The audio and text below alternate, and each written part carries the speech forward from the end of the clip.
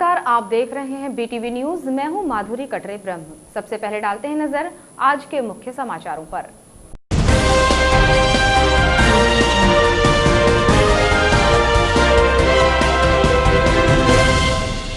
वैनगंगा में आई बाढ़ से भीग गया करोड़ों का अनाज। गोंगलई वेयर हाउस में रखा गेहूं और चना हुआ बर्बाद। विभागीय लापरवाही और चूक से शासन का हुआ नुकसान। मामले की जांच करने जबलपुर से पहुंचे क्षेत्रीय प्रबंधक। नेशनल इंश्योरेंस कंपनी के सर्वेयर ने किया मुआयना। पूर्व सांसद ने अधिकारियों पर लगाए लापरवाही के आरोप।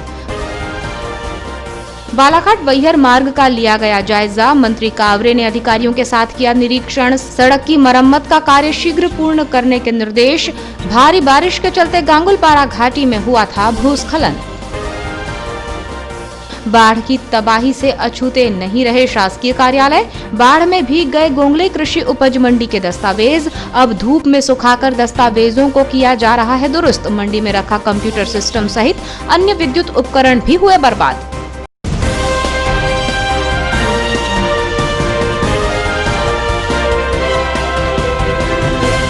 अब समाचार विस्तार से।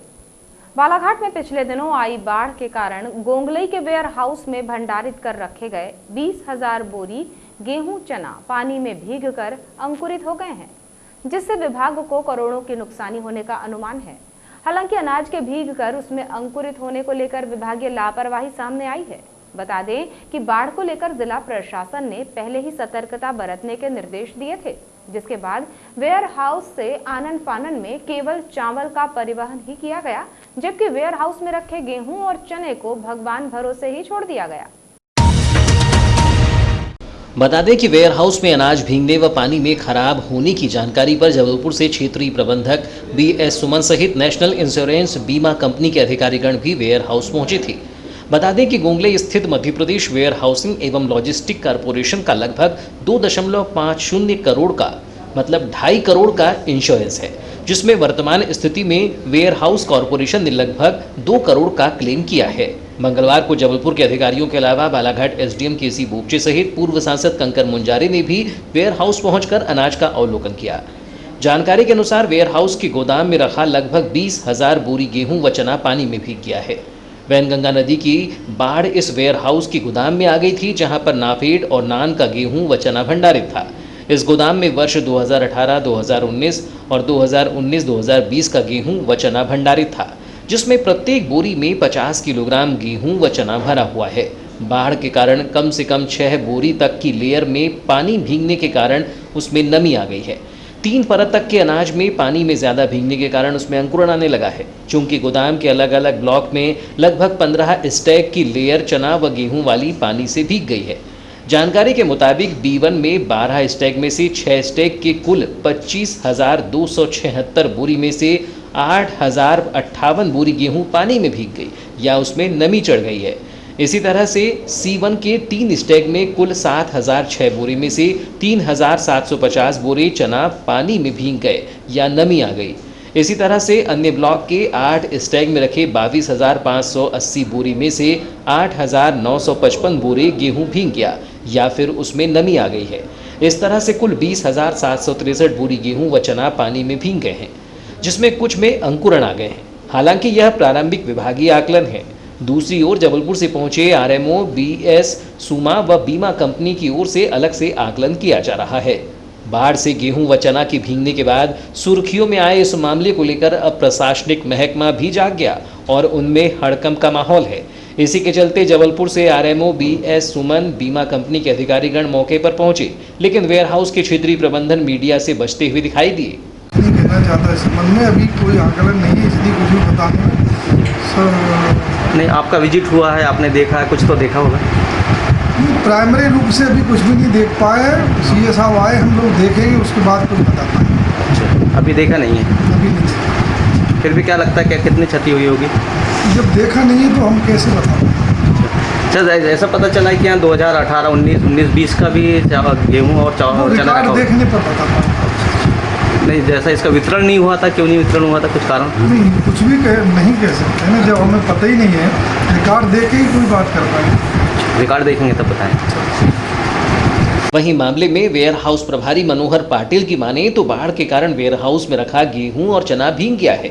उन्होंने बताया कि बाढ़ की सूचना के पूर्व हमारे द्वारा नागरिक आपूर्ति निगम के जिला प्रबंधक से फोन पर चर्चा की गई थी, लेकिन उनके द्वारा कम मात्रा में गेहूं का कम मात्रा में उठाव किया गया, जबकि चावल का उठाव भी किया गया है। बैंगंगा नदी में जो बाढ़ आई है, बाढ़ के कारण नदी के पास ही लगभग स्थित ये अपना गोंगली वेयर हाउस जो निगम का बना हुआ है, इसमें शासन का चना और गेहूँ भंडारित था। इसमें 3 ब्लॉक है गोदाम के, जिसमें ए, बी और सी 2 ब्लॉक जो डाउन में है उसमें बाढ़ का पानी भरने के कारण लगभग 9,000 बोरी गेहूँ मतलब भीग गया पानी के कारण और 11,000 बोरी चना भीग गया है। ये बताइए कार्रवाई अभी गेहूँ जो अच्छा से गेहूँ उसको बाहर भेजने की कार्रवाई की जाएगी। पाटिल जी, ये बताइए कि प्रशासन द्वारा जो है 2 दिन पूर्व ही जी बाढ़ की चेतावनी दे दी गई थी, सूचना भी दी गई है, बावजूद उसके जो है गेहूँ और चने को बचाने के लिए कोई प्रयास नहीं किए गए, क्यों? नहीं, ऐसा नहीं है। यहाँ से जो भी अपना माल जो PDS में उठा होता है, जमा करता नागरिक आपूर्ति निगम जो मतलब यहाँ से गाड़ी को उठाव करा रहा है वो यहाँ पे भिजवाते। हमने नागरिक आपूर्ति निगम के जिला प्रबंधक से भी हमने संपर्क किया। उसके पानी आने के पहले भी हमने बोला कि यहाँ से मतलब गेहूँ का उठाव किया जाए, लेकिन उनके द्वारा मतलब उठाव तो किया गया लेकिन कम मात्रा में किया गया। मामले में पूर्व सांसद कंकर मुंजारे ने कहा कि वेयर हाउस में रखे गेहूं व चना बाढ़ के पानी में भीग गए और उसमें अंकुरण आ गया है। बहुत अनाज खराब हो गया है, उसे नष्ट किया जाना चाहिए और उसे किसी भी कीमत में PDS के माध्यम से गरीबों को वितरण करने से बचाना चाहिए। इस अनाज को 2 से 3 साल की लंबे अंतराल तक भंडारित करके रखा जाना गंभीर व विभागीय अधिकारियों की सांठगांठ का मामला है। सबसे पहले तो लिख रही है कि ये जो नॉन के जो अधिकारी है, NSD का जो अधिकारी है, इनकी बहुत बड़ी साजिश भी हो सकती है और उनकी जिम्मेदारी बनती है। ये लोग क्या करते हैं कि जैसे कम माल जैसे सड़ गया उसको ज़्यादा बताएंगे और अच्छे माल को फिर से मिला के बेच देंगे। एक तो ये साजिश होती है। दूसरी बात जो है वो गेहूँ और चना ये 2018, 19, 20, 21 तक का है। इतने दिन तक के गेहूँ क्यों पड़ा रहा है यहाँ पे और इतने दिन तक चना भी क्यों पड़ा रहा है? तो उसके लिए जिला प्रशासन को भी इस पर ध्यान देना चाहिए था कि इतने दिन तक क्यों रखा है इन लोगों ने। जहाँ पे जाना था जनता के पास जाना चाहिए, अनाज तो जनता के लिए है, जनता के पास क्यों नहीं भेजा गया? अभी कोरोना का इतना बड़ा महामारी आया, कोरोना में बहुत लोगों को खाने की बहुत दिक्कत हुई, तो इसको निकाल के देना था कोरोना वालों को भी। लेबर है, क्लास है, जो भी है उनको भी यहाँ रख के जमा करके सड़ा दिया। तो अभी मुझे लग रहा है कि यहाँ पे कम मतलब जो है रहेगा वो बताएंगे ज़्यादा उसको। और दूसरी बात ये है कि इसमें भी एक साजिश हो रही है कि इसको उचित मूल्य की दुकान में भेजा जा रहा है। गाड़ियाँ लगी उनकी, मतलब अभी हमने देखा खुद। तो उचित मूल्य की दुकान में इसको ना भेजा जाए, इसको तो पूरा नदी में फेंक दिया जाए। इसको पूरा टोटल ख़राब हो गया, ना जानवर के खाने के लायक है, तो इंसान की तो बात ही छोड़ दीजिए आप।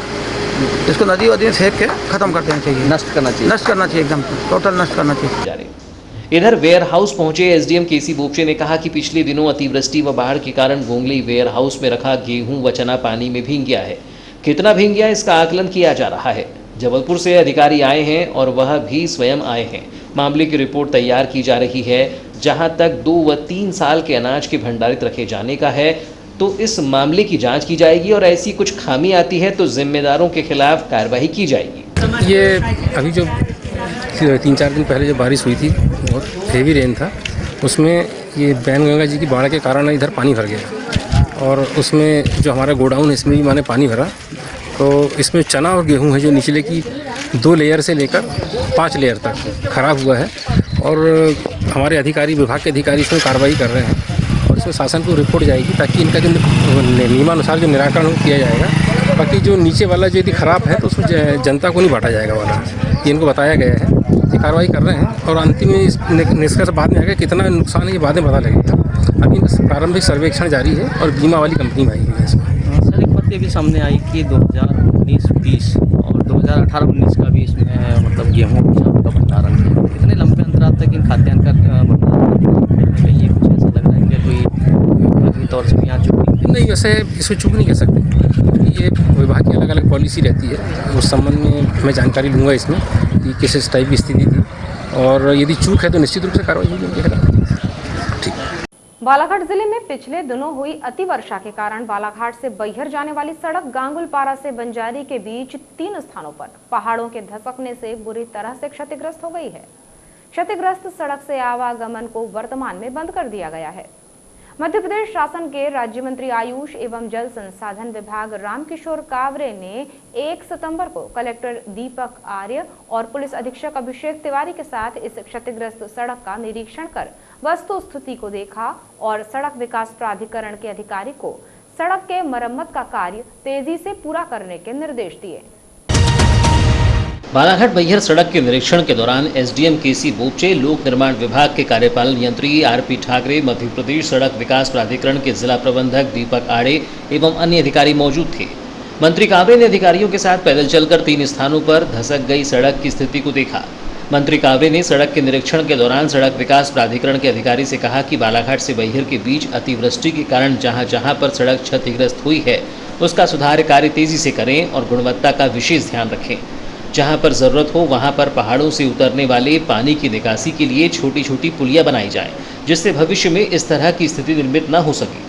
बालाघाट से बैहर सड़क बालाघाट जिले की मुख्य सड़क है और इससे मलाजखंड एससीएल के कापर ओर अथवा उकवा एवं भरवेली के मैंगनीज ओर का परिवहन किया जाता है।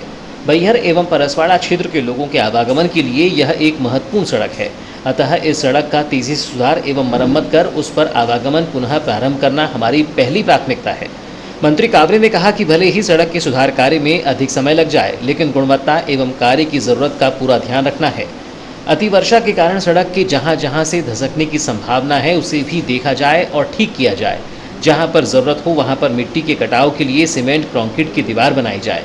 मंत्री कावरे ने कहा कि इस सड़क के सुधार एवं मरम्मत कार्य के लिए बजट की कोई कमी नहीं होने दी जाएगी। जिले में 28 और 29 अगस्त को आई बाढ़ ने जमकर तबाही मचाई है, जिसका नजारा अब धीरे धीरे देखने को भी मिल रहा है। बाढ़ की तबाही से शासकीय कार्यालय भी अछूते नहीं हैं। ग्राम गोंगलई में जहां विभागीय अधिकारियों की लापरवाही से करोड़ों का अनाज पानी में बर्बाद हो गया, तो वहीं गोंगलई कृषि उपज मंडी में रखे दस्तावेज पानी में खराब हो गए हैं। कृषि उपज मंडी गोंगलई में बाढ़ के पानी ने तबाही मचा दी है। अब मंडी के अधिकारी व कर्मचारी इस रिकॉर्ड को सुखाने में लगे हुए हैं। बता दें कि वैनगंगा नदी में आई बाढ़ के कारण गोंगलई मंडी में भी बाढ़ आ गई थी। प्रभारी मंडी सचिव अंबुलाल तैकर के मुताबिक मंडी प्रांगण में आज तक बाढ़ नहीं आई थी, जिसके कारण इतने अंदर तक बाढ़ आने की उम्मीद नहीं थी। फिर भी हमारे द्वारा रिकॉर्ड को टेबल व सज्जे पर रखे गए थे। बावजूद इसके पानी इतना अधिक भर गया कि टेबल व अलमारी में रखे रिकॉर्ड पानी में पूरी तरह से भीग गए हैं। बता दें कि मंडी में बाढ़ आने के कारण मंडी के समस्त रिकॉर्ड पानी में भीग गए हैं। यहाँ पर 4-5 साल पुराने रिकॉर्ड जिसमें ऑडिट हुए रिकॉर्ड भी पानी में भीग गए हैं। इसके अलावा इलेक्ट्रॉनिक तौल भी पानी में भीग गए हैं। इसी तरह से मंडी के भीतर लैब थी, वह भी पानी में डूब गई। वहीं कंप्यूटर सिस्टम भी पानी की चपेट में आ गया। मंडी प्रांगण में लगभग 4 से 5 फीट पानी भर गया था। यही वजह है कि यहाँ पर मंडी के अधिकांश उपकरण व रिकॉर्ड पानी में भीग गए हैं। अब 2 दिन से मंडी के कर्मचारी इन दस्तावेजों को सुखाने का कार्य कर रहे हैं। हमारे यहाँ मंडी में अब जो दस्तावेज थे वो एकाएक जल भराव के कारण रात में मतलब जल भरा हुआ है। रात के 12-1 बजे जैसे ही है, तो बहुत पहले तो हमने उनकी सुरक्षा के लिए उनको टेबल पर तो कोई रेक पे रखे है, फिर भी इतना पानी ज़्यादा मात्रा में भरा हुआ जो कल्पना नहीं थी। जब से यहाँ मंडी आई तब से पहली बार हुआ है। क्या आपके रिकॉर्ड के अलावा कंप्यूटर सिस्टम वगैरह भी आपके? नहीं, कंप्यूटर सिस्टम वगैरह अभी पता चलेगा जैसे चालू करेंगे। तो अभी वैसे क्या है, उनको धूप में रख रहे हैं। कितने वर्षों का रिकॉर्ड होगा? अपने पास तो रिकॉर्ड क्या है 5-6-7 वर्ष का है। बाकी तो ऑडिट होने के बाद में सब वो हो जाता है। अब किस तरह की दिक्कतें होगी आप लोग को कार्य करने में भीगने के बाद? नहीं, भीगने के बाद में वैसे अभी सूख रहा है और उसके बाद में पता चलेगा कि मतलब क्या पत्ते उसके पन्ने एक दूसरे को जुड़े हुए हैं। वैसे अभी सूखने के बाद में 50% तो ठीक हो गया है। मंडी प्रशासन को इस रिकॉर्ड को भीगने से कई अहम जानकारी जुटाने में या उपलब्ध कराने में दिक्कतें हो गई हैं। मंडी के प्रभारी सचिव अंबुलाल तैकर ने बताया कि रिकॉर्ड को सुखाया जा रहा है और उसे ठीक करने के प्रयास हो रहे हैं। कुछ दस्तावेजों के खराब होने की संभावना है, इसके बावजूद प्रयास किया जा रहा है कि सभी दस्तावेजों को सही सलामत स्थिति में सुखाकर व्यवस्थित किया जाए। यही वजह है कि सभी कर्मचारीगण इसे 2 दिन से सुखाने का कार्य कर रहे हैं।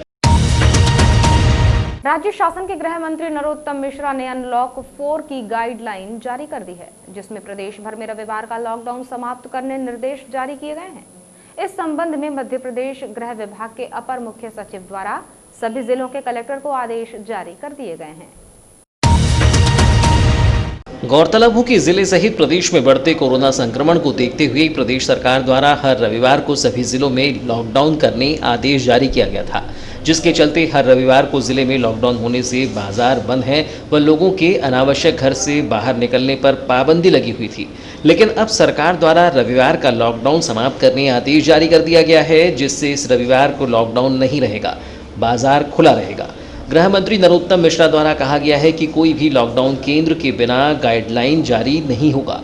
लालबर्रा क्षेत्र के चंदपुरी ग्राम के समूह की आजीविका मिशन से जुड़ी महिलाओं ने कलेक्टर कार्यालय पहुंचकर कलेक्टर को ज्ञापन सौंपा। उन्होंने तेजस्विनी एनजीओ से समूह की महिलाओं को जोड़े जाने का विरोध करते हुए कलेक्टर से आजीविका मिशन के साथ ही जुड़े रहने देने की गुहार लगाई है।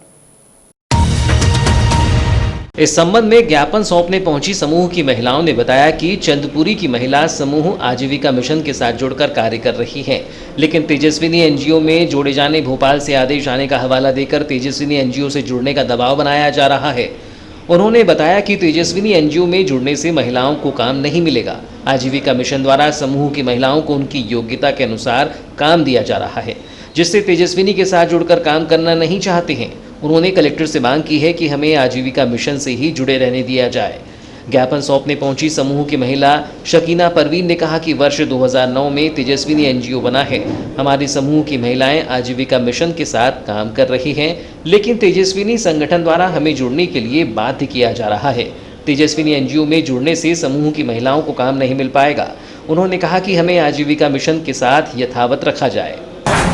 सभी महिलाएं यहाँ एकत्रित हुई हैं क्योंकि हम लोग एनआलएम में काम कर रहे थे और तेजस्विनी जो समूह 2009 में यहाँ बना, तो उसने हमको कहा कि नहीं, अब आप हमारे गांव के हैं तो हमारे गांव में जितने भी तेजस्विनी समूह आते हैं वो तेजस्विनी में रहकर काम करेंगे। पर हमारे गांव की महिलाओं का कहना है कि हम तेजस्विनी में रहकर काम नहीं करेंगे, एनआलएम में ही रहकर काम करेंगे। एनआलएम क्या है? एनआलएम आजीविका मिशन है। तो आजीविका मिशन में रहकर काम। दिक्कतें क्या हो रही है आपको साथ? दिक्कत ये हो रही है सर कि तेजस्विनी में रहकर जो काम कर रहे हैं तो ना ही महिलाओं को कोई रोजगार मिल रहा है और ना ही किसी प्रकार कोई काम करने को मिल रहा है। और आजीविका मिशन में महिलाओं को काम भी है और अपने अपने वर्क मतलब अपने अपने ग्रेजुएशन के हिसाब से उनको अलग अलग वर्क भी मिल रहा है। आप क्या चाहते हैं, इसमें क्या होना चाहिए? हम यही चाहते हैं सर कि हम लोग सभी आजीविका मिशन में रहकर काम करें। तो इसके लिए कोई बाध्य कर रहा है क्या? हाँ, बातें कर रहा है, इसलिए हमें। समाचारों में वक्त है एक छोटे से ब्रेक का। हम अभी हाजिर होते हैं इस ब्रेक के बाद। देखते रहिए BTV news. The Raymond shop Raymond लेकर आए हैं गारमेंट एक्सचेंज प्रोग्राम। कोई भी पुराने मेंस गारमेंट लेकर आइए और ट्राउजर की सिलाई मुफ्त पाइए। सर्वोत्तम क्वालिटी की रेमंड की सिलाई के साथ दान का आनंद भी। ऑफर 17 अगस्त से 20 सितंबर 2020 तक। जल्दी कीजिए, कहीं मौका हाथ से न छूट जाए। अधिक जानकारी के लिए संपर्क करें द रेमंड शॉप, जहां आपके लिए है रेमंड मेंसवेयर की संपूर्ण श्रृंखला, shirts, trouser, suiting and shirting एवं exclusive suit length and sherwani cloth. Raymond suits, designer suits की संपूर्ण range, men's toiletries, belt, tie, cufflinks etcetera. आपके फिजिक के अनुसार कपड़ों की सिलाई एवं डिजाइनिंग भी की जाती है। तो अब सोच क्या रहे हैं, फौरन चले आइए। हमारे शोरूम में आपका स्वागत है। नई साज सज्जा के साथ आधुनिक कपड़ों का भव्य showroom. Raymond the complete man, Dharam treasure, circuit house road, Hanuman Chowk, Balaghat. Contact 917632292017। AIMIM party के द्वारा बिजली बिल माफ करने और बिल में छूट देने की मांग को लेकर 4 बार मुख्यमंत्री के नाम कलेक्टर को ज्ञापन सौंपा गया था, जिससे मुख्यमंत्री शिवराज सिंह चौहान बिजली बिल में रियायत देने और माफ करने की घोषणा की गई है। जिससे पार्टी के द्वारा मुख्यमंत्री का आभार जताया गया है। AIMIM पार्टी के जिला उपाध्यक्ष मोहम्मद नवाब शेख ने पत्रकार वार्ता में जानकारी दी कि जून माह से बिजली बिल माफ करने की मांग को लेकर पार्टी द्वारा प्रदेश सरकार के नाम 4 बार ज्ञापन सौंपा गया। प्रदेश के मुख्यमंत्री शिवराज सिंह द्वारा मई जून माह का आधा बिजली बिल माफ करने की घोषणा की गई थी, लेकिन बिजली विभाग के अधिकारियों द्वारा इस तरह का कोई आदेश नहीं आने पर पूरा बिल लिया जा रहा है। उन्होंने बताया कि आज अखबारों में न्यूज़ के माध्यम से जानकारी मिली है कि मुख्यमंत्री शिवराज सिंह द्वारा बिजली बिल माफ करने की घोषणा की गई है, जिससे पार्टी द्वारा किया गया संघर्ष सफल होने पर पार्टी पदाधिकारियों में खुशी है। पार्टी द्वारा गरीबों के हित में आवाज़ उठाई जा रही है। हम लोगों ने पिछले जून माह से लगातार बिजली के लिए ज्ञापन देते रहा कलेक्टर महोदय जी को, और हमने जब हम क्या गरीबों के हित में ये आवाज़ उठाती रहे, क्या बढ़ते हुए बिजली के बिल और बढ़ते हुए दाम से गरीब जनता बहुत परेशान थी। तो हमें आज ही पता चला पेपर के जरिए, दैनिक भास्कर के जरिए, कि माननीय शिवराज सिंह चौहान जी ने बिजली बिल की कुछ रियायत बरती है और माफ़ किए। अब ये बात कितनी हकीकत है और कितनी इसमें सच्चाई है तो अभी पता चल जाएगा, मगर आज पेपर में हमने देखे कि ये बिजली बिल माफ़ किया गया है। तो इससे क्या सारी जनता और हम लोगों ने क्या इसमें बहुत पहले से मेहनत करते आए, ज्ञापन देते रहे, कलेक्टर महोदय जी से मुलाकात की, ज्ञापन दिए, और आज हमें बहुत खुशी हुई है कि हमारी जो है मेहनत है आज रंग लाई। इस दौरान AIMIM पार्टी के जिलाध्यक्ष मोहम्मद नकी शेख, सचिव शहबाज खान सहित अन्य पदाधिकारी उपस्थित रहे। मुख्य चिकित्सा एवं स्वास्थ्य अधिकारी डॉक्टर मनोज पांडेय से प्राप्त जानकारी के अनुसार 31 अगस्त को देर रात ICMR लैब जबलपुर से प्राप्त रिपोर्ट में 4 और मरीजों के सैंपल कोरोना पॉजिटिव पाए गए हैं। इन मरीजों को उपचार के लिए ITI के पीछे बूढ़ी बालाघाट में बनाए गए कोविड अस्पताल में भर्ती कराया जा रहा है। कोरोना पॉजिटिव पाए गए मरीजों में 3 मरीज लालबर्रा तहसील के ग्राम नकपुरा के हैं, जिसमें एक मरीज 25 साल की महिला है, एक मरीज 6 साल का बालक और एक मरीज 40 साल का पुरुष है। चौथा मरीज भटेरा चौकी बालाघाट का 56 साल का पुरुष है। यह सभी मरीज पूर्व में कोरोना पॉजिटिव आए मरीजों के संपर्क में आए हैं। डॉक्टर पांडे ने बताया कि इस प्रकार बालाघाट जिले में अब तक कुल 296 मरीज कोरोना पॉजिटिव पाए जा चुके हैं। इनमें से 232 मरीज शासन के प्रोटोकॉल के अनुसार ठीक होकर अपने घर जा चुके हैं। 59 मरीजों का ITI के पीछे बूढ़ी बालाघाट में बनाए गए कोविड अस्पताल में उपचार किया जा रहा है। 4 मरीजों को उपचार के लिए मेडिकल कॉलेज छिंदवाड़ा रेफर किया गया है और एक मरीज की मृत्यु हो चुकी है। हर साल की तरह इस साल भी सैयद अलहाज अब्दुल हकीम उर्फ हक्कू शाह बाबा रहमतुल्लाह अलैह चिश्ती का सालाना उर्स 25 अगस्त से 1 सितंबर तक पूरी अकीदत और विधि विधान के साथ मनाया गया। दरबार में 1 सितंबर को कुल शरीफ के फातिहा कर उर्स मुबारक का समापन किया गया। गौरतलब हो कि हक्कू शाह बाबा के 216वें सालाना उर्स को लेकर मेन रोड स्थित दरबार में रंग बिरंगी लाइटिंग से आकर्षक सजावट की गई थी। 25 अगस्त को परचम कुसाई के साथ सालाना उर्स की शुरुआत की गई, जिसका समापन आज कुल शरीफ की फातिहा कर किया गया। बता दें कि हर वर्ष सालाना उर्स के अवसर पर शाही संदल, कव्वाली सहित विभिन्न भव्य कार्यक्रमों का आयोजन किया जाता था, लेकिन इस वर्ष कोरोना संक्रमण के चलते दरबार कमेटी द्वारा शासन की गाइडलाइन के तहत सादगीपूर्ण माहौल में विभिन्न कार्यक्रमों का आयोजन किया गया है। इस अवसर पर 30 अगस्त को बाबा को अलम व चादर पेश की गई। वरात में शमा महफिल एवं 31 अगस्त की शाम को हक्कू शाह बाबा को फूलों का नजराना पेश कर चादर चढ़ाई गई। कोरोना के चलते कार्यक्रम में सीमित लोग ही मौजूद रहे। जिले में बीते दिनों आई बाढ़ के दौरान किए गए रेस्क्यू और लोगों को हुई नुकसानी को लेकर BTV के द्वारा कलेक्टर दीपक आर्य से चर्चा की गई। इस दौरान कलेक्टर दीपक आर्य ने विस्तार से जानकारी देते हुए आगामी कार्यों की रूपरेखा भी बताई। दीपक आर्य जी के साथ और हम जानेंगे कि बाढ़ प्रभावित लोगों के लिए शासन प्रशासन द्वारा क्या प्रयास किए जा रहे हैं। सर, सबसे पहले तो आपसे ये जानना चाहेंगे कि किन इलाकों में बाढ़ आई और कितने लोगों का रेस्क्यू किया गया। बाढ़ जो स्थिति थी कल तक वैनगंगा नदी के जो क्षेत्र थे उसमें, उसके साथ ही चेन्नई नदी के कुछ क्षेत्र में, बावनथली नदी के क्षेत्रों में, इन क्षेत्रों में विशेष रूप से बाढ़ आई थी। चूँकि सूचना दीपक आर्य जी के साथ और हम जानेंगे कि बाढ़ प्रभावित लोगों के लिए शासन प्रशासन द्वारा क्या प्रयास किए जा रहे हैं। सर, सबसे पहले तो आपसे ये जानना चाहेंगे कि किन इलाकों में बाढ़ आई और कितने लोगों का रेस्क्यू किया गया। बाढ़ जो स्थिति थी कल तक वैनगंगा नदी के जो क्षेत्र थे उसमें, उसके साथ ही चेन्नई नदी के कुछ क्षेत्र में, बावनथड़ी नदी के क्षेत्रों में, इन क्षेत्रों में विशेष रूप से बाढ़ आई थी। चूँकि सूचना और कोऑर्डिनेशन पहले से था तो सूचना हमको प्राप्त हो गई थी कि हर 2 घंटे 3 घंटे की सूचना अपडेट होती जा रही थी, कितना पानी छोड़ा जा रहा है और उसमें कितने लोगों का विस्थापित करना होगा। तो जैसे बाढ़ पिछले बार के अनुभव के हिसाब से जहाँ तक अधिकतम पानी जा सकता था उन लोगों को पहले इवैक्यूएट कर लिया गया था। जो नई चीज़ हुई इस बार जो हुई वो थी बावनथड़ी डैम में। बावनथड़ी में जब बावनथड़ी डैम पहली बार कमीशन हुआ 2012-13 में, तब उसमें पहली बार पानी छोड़ा गया था। उसके उपरांत अब इतने लंबे समय के बाद उसमें पानी छोड़ने की स्थिति आई। तो वैनगंगा के क्षेत्र में जो बालाघाट के लो लाइंग एरिया थे, कुमारी क्षेत्र था और ये सारी जगह थी, इन सभी में जो लोग पहले ही इवैक्यूएट कर लिया गया था। लगभग 1700 लोगों का इवैक्यूएशन पहले हो गया था। बावनथड़ी चूँकि अनुभव में नहीं था लोगों के, तो इस बार जब बावनथड़ी शुरू हुआ, हालांकि अलर्ट वहाँ भी जारी किया गया था। जब बावनथड़ी डैम से पानी खोलना स्टार्ट हुआ तो जो कॉन्फ्लुएंस जो है दोनों का, जहाँ पे दोनों मिलती है मोवाड़ के पास, वहाँ पानी का बहाव अधिक हो गया, जिस कारण से लेकिन ये चूँकि सूचना आ गई थी तो लोगों को पहले से निकालना शुरू कर दिया गया था। ऐसे लगभग 1780 लोगों को पहले इवैक्यूएट कर लिया गया था।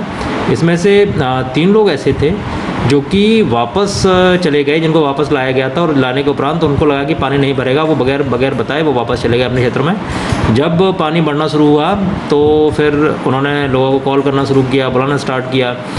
जब ये सर लगभग रात का 8 बजे का समय था। 8 बजे जब हम लोग, मैं और एसपी साहब जब खैरलान जी पहुँचे तो पता चला कि वो पहले हम लोगों ने प्रयास किया कि उसको नाव के माध्यम से निकालने का प्रयास किया जाए, लेकिन चूँकि पानी का बहाव बहुत तेज़ था इसलिए संभव नहीं हो पाया। फिर रात में निर्णय लिया गया कि राज्य शासन से बात की जाए। राज्य शासन से बात करने के उपरांत हेलीकॉप्टर रिक्विजिशन किया गया और सुबह पहली ही फ्लाइट में ये हमको हेलीकॉप्टर, चूँकि रात में पता प्राप्त हो गया था, तो सुबह पहली ही फ्लाइट में कोऑर्डिनेट करके हेलीकॉप्टर हमको मिल गया और सुबह रेस्क्यू टीम आई। सुबह 8:30 बजे हेलीकॉप्टर बालाघाट आ गया था और जो कुछ 2 भाई जो कि ढाबे की छत पे थे उनको पहले रेस्क्यू किया गया, वो आसानी से मिल गए थे। तीसरे जो थे वो एक उनकी झोपड़ी के पास एक पेड़ था, उस पर वो ठहरे हुए थे, तो उनको ढूंढने में थोड़ा समय लगा, लेकिन आधे घंटे में वो भी मिल गए और सेफली उनको निकाल लिया गया। सर, अलग अलग क्षेत्रों से लोगों को निकाला गया, विस्थापित किया गया। अब जो क्योंकि बाढ़ का पानी अब थम गया है, तो अब जो ऐसे विस्थापित लोग हैं इनके लिए क्या प्रयास किए जाएंगे? देखिए, बाढ़ का पानी चूँकि अब उतरना शुरू हो गया और ज़्यादातर जगह पर उतर गया है, लोगों के घर खाली हो गए, लोगों ने अपने घरों पर जाना शुरू भी कर दिया है। तो इसमें जो बेसिक चीज़ होती है वो होता है कि लोगों के घरों का नुकसान, जो उनके घरों के संबंध में नुकसान होगा उसके संबंध में ग्रामीण क्षेत्रों में सर्वे प्रारंभ हो गया है और आज सचिव और रोजगार सहायकों को जिम्मेदारी दी गई है कि वह जाएँ और जिन लोगों के मकान टूटे हैं उनकी लाइन लिस्ट करें। लाइन लिस्ट के उपरांत जैसे ये लाइन लिस्ट हो जाएगी उसके बाद पटवारी का एक दल बनाया जाएगा, जिसके आरआई इसकी अध्यक्षता करेंगे। एक आरआई के साथ 2 पटवारी बनाए जाएंगे जो कि अपने क्षेत्र के पहले दिन में अपने क्षेत्र के मकानों की क्षति का आकलन करेंगे और अगले 3 दिन बाद वर्षा में जो फसल की क्षति हुई है उसका आकलन करेंगे। जैसे ही ये रिपोर्ट्स प्राप्त होती हैं, चूँकि इस बार सारा ऐप में ये करना है, पहले मैनुअली होता था, अभी ऐप के माध्यम से सर्वे होना है। ये सर्वे होने के उपरांत उनका जो भी मुआवजा निर्धारित किया जाएगा उनको दिलाने की कार्रवाई की जाएगी। जी, हमारे साथ थे बालाघाट जिला कलेक्टर दीपक आर्य जी, जिन्होंने आश्वासन दिलाया कि प्रशासन ऐसे विस्थापितों की पूरी मदद करेगा। आज बालाघाट न्यूज़ के लिए, BTV न्यूज़ के लिए माधुरी कटरे ब्रह्म, शहबाज खान के साथ। बाढ़ से प्रभावित लालबर्रा तहसील के गर्रा के वैनगंगा नदी के किनारे बसे करीब 1 दर्जन लोगों ने कलेक्टर कार्यालय पहुंचकर मुआवजा राशि दिलाए जाने की मांग को लेकर कलेक्टर को ज्ञापन सौंपा है। ज्ञापन सौंपने पहुंचे बाढ़ प्रभावितों ने बताया कि हम प्रवासी मजदूर के रूप में करीब 30 वर्षों से गर्रा में वैनगंगा नदी के तटीय क्षेत्र में कच्चा मकान बनाकर निवास कर रहे हैं। गत दिनों अत्यधिक बारिश होने और भीमगढ़ बांध से पानी छोड़े जाने से वैनगंगा नदी में अधिक बाढ़ आने से हमारा मकान पानी में डूबने से गिर गया है और जीवन उपयोगी व गृहस्थी का सामान भी खराब व बह गया है, जिससे हमारे सामने रहने व खाने पीने की दिक्कत हो गई है। ग्राम पंचायत व प्रशासन द्वारा कोई सहायता न मिलने से दर दर भटकना पड़ रहा है। उन्होंने बताया कि पिछले वर्ष भी बाढ़ का पानी घरों में घुस जाने से मकान क्षतिग्रस्त हो गए थे।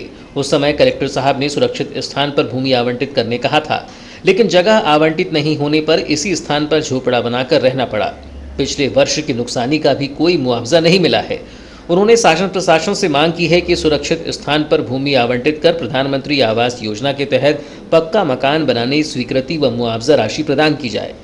ज्ञापन सौंपने पहुंची पीड़ित महिला ललिता उइके ने कहा कि वैनगंगा नदी में बाढ़ आने से मकान पानी में डूब गया था, जिससे मकान गिर गया है। घर का सामान भी बाढ़ में बह गया।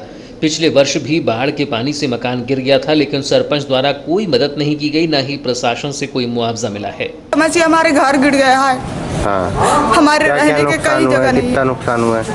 हमारे नुकसान हम कुछ भी नहीं निकाल पाए, हमको सूचना भी नहीं दिया गया पहले से। हाँ। हमारे सब कुछ डूब गया, एक बर्तन तक के नहीं बचा। वहाँ पर कोई प्रशासनिक अधिकारी आया? नहीं, कोई नहीं आया। तहसीलदार आया था, बस तहसीलदार आया था। कुछ बोले, बताया मुआवजे की राशि को? नहीं, कुछ भी नहीं बताया, बस निकल जाओ बोले।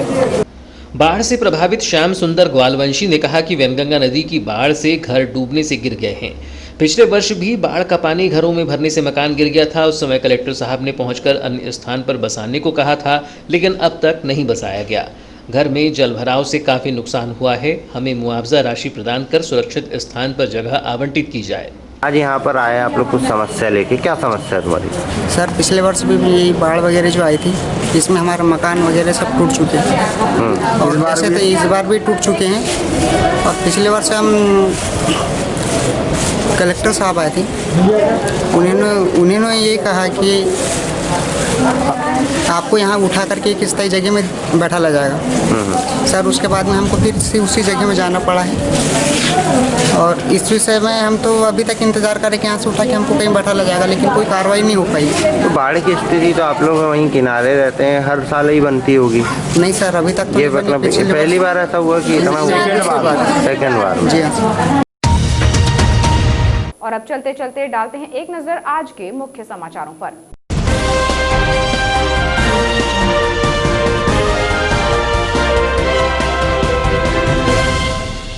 वैनगंगा में आई बाढ़ से भीग गया करोड़ों का अनाज। गोंगलई वेयर हाउस में रखा गेहूं और चना हुआ बर्बाद। विभागीय लापरवाही और चूक से शासन का हुआ नुकसान। मामले की जांच करने जबलपुर से पहुंचे क्षेत्रीय प्रबंधक। नेशनल इंश्योरेंस कंपनी के सर्वेयर ने किया मुआयना। पूर्व सांसद ने अधिकारियों पर लगाए लापरवाही के आरोप।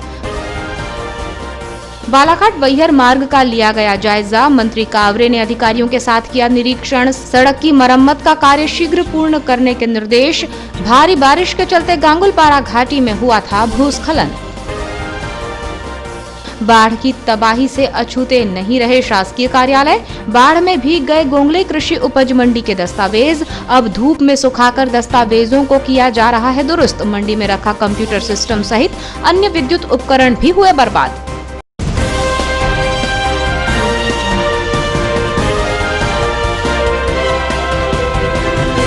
ये थी अब तक की खास खबरें। नई खबरों को जानने के लिए देखते रहिए BTV न्यूज।